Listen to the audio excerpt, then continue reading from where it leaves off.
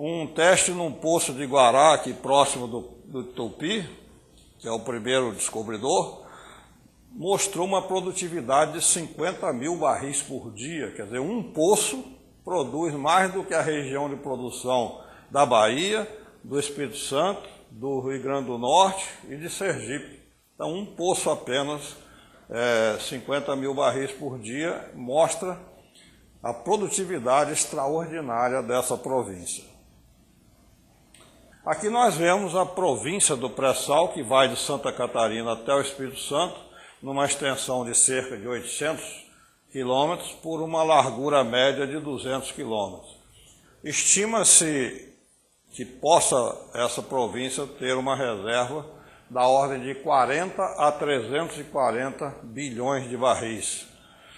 Essa linha lilás, mais abaixo, é uma perspectiva de expansão e a informação da exploração da Petrobras é que tem acontecido surpresas agradáveis. Então, o pré-sal pode ter reservas bastante significativas. Hoje, para efeito de comparação, nós estamos usando aqui uma reserva, uma estimativa conservadora de 100 bilhões de barris de reserva, para efeito de comparar com outros países. Aqui está o núcleo central do pré-sal, aqui está a zona economicamente específica, né, que é praticamente 200 milhas, mais um anexo solicitado à ONU, que já foi concedido uma parte. E aí as pessoas perguntam, mas e se o pré-sal se estender além dessa zona economicamente exclusiva, que vai além um pouco das 200 milhas, mas uma parte já foi concedida pela ONU, a outra não. Mas se for furado um poço além dessa zona economicamente exclusiva, quem furar é o proprietário?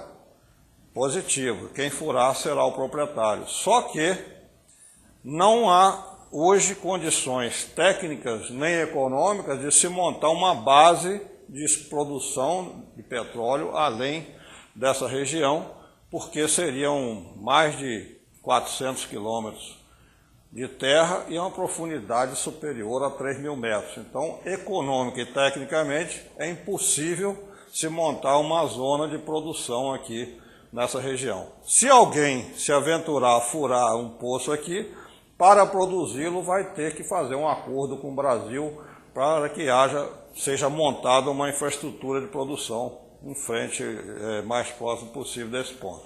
Sem uma infraestrutura de apoio em terra, é impossível explorar um campo nessas condições. Então não tem muito perigo da gente perder essa hegemonia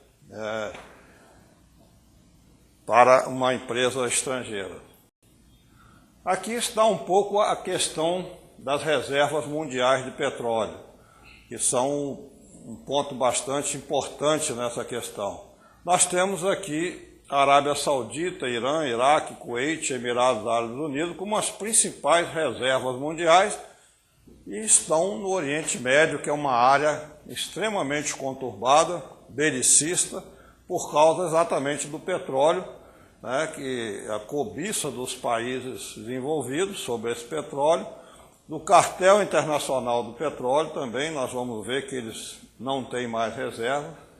E aí o importante é o seguinte: o Brasil, que tinha uma reserva de 14 bilhões de barris, de repente descobre uma reserva estimada em 100 bilhões. Eu repito, pode ser maior do que isso, mas para efeito de raciocínio, suponhamos que sejam 100 bilhões de barris. O Brasil passa de localização para a terceira maior reserva mundial, junto com o Iraque. Praticamente empata com o Iraque em 115 bilhões de barris e está fora dessa área conturbada. Então o Brasil passa a ser um Iraque na América Latina. A primeira providência dos Estados Unidos, ao saber que o Brasil descobriu o pré-sal, foi reativar a 4ª Frota Naval, sob o argumento de proteger o Atlântico Sul. Mas quem está no Atlântico Sul Brasil e Argentina. A Argentina já desnacionalizou o seu petróleo, então a quarta frota americana se destina a proteger, entre aspas, o pré-sal brasileiro. Então era uma forma de pressão sobre o Brasil. Por quê? Porque os Estados Unidos têm 29 bilhões de barris e consomem 10 bilhões por ano. 8 bilhões na sua consumo interno, no seu consumo interno, e 2 bilhões nas suas bases e corporações espalhadas pelo mundo. Então quem tem 29 bilhões de barris de reservas e consomem 10 bilhões por ano, está numa situação de insegurança energética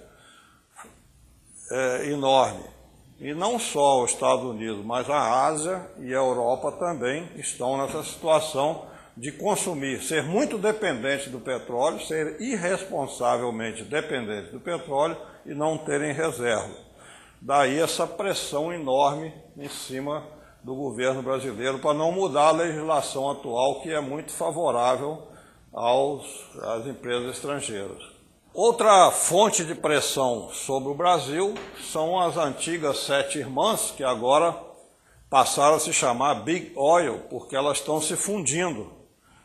Em face de elas já terem tido 90% de controle sobre as reservas mundiais, hoje tem apenas 3% das reservas e assim estão também numa insegurança energética enorme. A primeira providência para sobreviver foi se fundirem. A Chevron com a Texaco, com a Gulf, se fundiram. A Exxon com a Mobil também se fundiram, formando a maior petroleira do mundo. A British Petroleum se fundiu com a Amoco e as duas se fundiram com a Atlantic Richfield Corporation. A Repsol, ex-estatal espanhola, agora pertencente ao Banco Santander, que por sua vez pertence ao Royal Bank of Scotland, a Repsol comprou a YPF Argentina e as duas se fundiram com a Eni, Internazionale de Hidrocarburi italiana, né? Então se fundiram essas três, e a Total da França se fundiu com a Fina da Bélgica e as duas se fundiram com a Elf francesa. Então essas 5 empresas resultantes formam hoje o chamado Big Oil, porém little reservas, poucas reservas, né? Então elas também estão aí no Instituto Brasileiro de Petróleo pressionando o governo para não mudar a legislação atual, que lhes é bastante favorável. E nós temos aí as novas irmãs, né, estatais, só essas 8 estatais detêm 75% das reservas mundiais, porque os países se deram conta da importância estratégica do petróleo, daí estão nacionalizando cada vez mais esse energético. Nós tivemos o primeiro e o segundo choque do petróleo, um em 73, passou de $1,80 para $11 o barril. Depois esse choque passou. Tivemos o segundo em 79, com a Revolução Iraniana. O petróleo chegou a $87 por barril, $1 corrigido para 2005. Passou também. E agora nós estamos caminhando para a terceira e irreversível, infelizmente, crise do petróleo mundial. É irreversível porque é exatamente baseada na demanda. Nós temos uma demanda crescente e uma oferta caindo. Eu peguei aqui os 3 principais países, mas a Inglaterra também está nesse, já foi exportador e agora está voltando a ser importador de petróleo. Então nós temos aqui Estados Unidos, demanda crescente, oferta caindo. A China também, a demanda crescendo forte, até porque as empresas chinesas têm baixa eficiência, por isso a China, à medida que se desenvolve, passa a consumir de forma bastante mais profunda.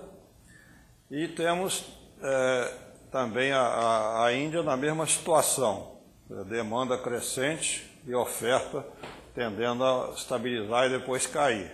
Porque o petróleo, os campos de petróleo têm um declínio de 5 a 7% ao ano. Então as reservas mundiais existentes vão declinar e, a menos que se descubram outras, a questão do petróleo vai gerar uma crise extremamente preocupante. As últimas guerras, a partir da Segunda Guerra Mundial, quase todas foram por petróleo. A Guerra do Vietnã, a Guerra da Chechênia, a Guerra da Malvinas, Irã, Iraque, Guerra do Golfo, enfim, praticamente todas as guerras foram geradas pelo petróleo. E aí, um fator preocupante é que por esse gráfico aqui, vemos, feito por vários especialistas, vemos que as grandes descobertas ocorreram até o ano 2000. E a partir daí não existem perspectivas de novas descobertas. Isso preocupa porque se não houver descobertas novas, nós estamos passando pelo pico de produção mundial.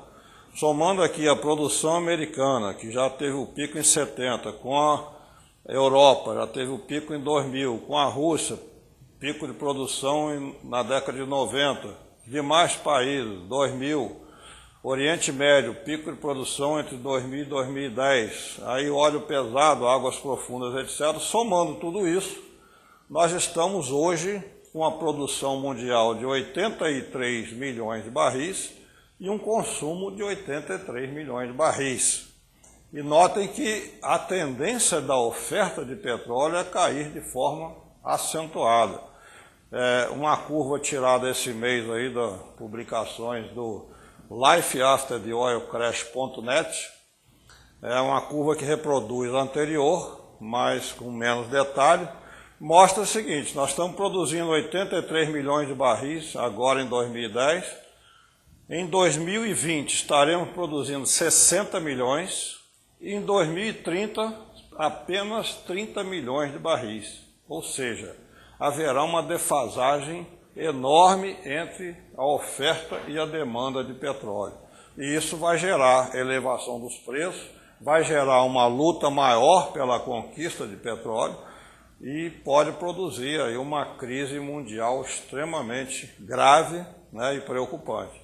Então, quem tiver petróleo, como no caso do pré-sal, vai ter um poder enorme de obter contrapartidas, né? Negociando de forma bem feita, né? Com a propriedade do petróleo sendo do Brasil, ele vai ter um poder de barganha fantástico com os demais países. Não pode abrir, portanto, mão disso como está na lei atual. Então, mostrando aqui um estudo internacional sobre o custo do petróleo para os Estados Unidos, né? Nós vemos no Oriente Médio, você tem o custo de extração $10 por barril, o custo de transporte $20 e o custo da manutenção do aparato bélico para manter Iraque, Kuwait, Emirados Árabes Unidos e Afeganistão e Arábia Saudita, $200 por barril. Então, o petróleo do Oriente Médio custa para os Estados Unidos hoje $230 por barril. O pré-sal está estimado entre $20 e $30 por barril, então há uma diferença econômica fantástica entre um e outro. Por isso, os Estados Unidos pressionam o Brasil para lhe entregar o pré-sal